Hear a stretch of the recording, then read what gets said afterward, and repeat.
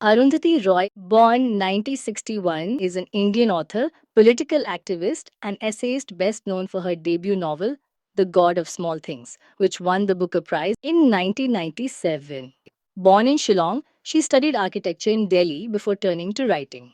Her novel explores themes of caste, love, and family in Kerala, blending lyrical prose with social critique. Beyond fiction, Roy is a vocal critic of globalization, inequality, and state policies, writing extensively on human rights and environmental issues. Her later works include The Ministry of Utmost Happiness and several impactful political essays and speeches. Anita Desai, born 1937, is a prominent Indian novelist known for her deep psychological insight and lyrical prose.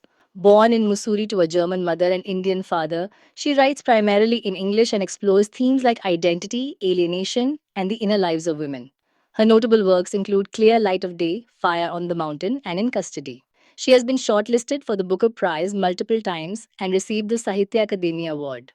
Anita Desai has also taught creative writing in top universities and is regarded as a pioneer of modern Indian English literature. Kiran Desai is an acclaimed Indian author, best known for her novel The Inheritance of Loss, which won the Man Booker Prize in 2006. Born in Chandigarh, she is the daughter of renowned writer Anita Desai.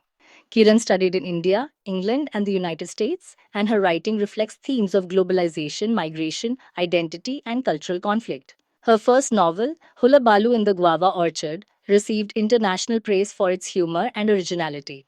Desai's work is known for its lyrical prose and deep insight into the emotional struggles of displaced individuals in a changing world. Torudutt. Torudutt, 1856 to 1877, was a pioneering Indian poet and writer who wrote in English and French. Born in Bengal into a cultured and progressive family, she was well versed in multiple languages, including Sanskrit.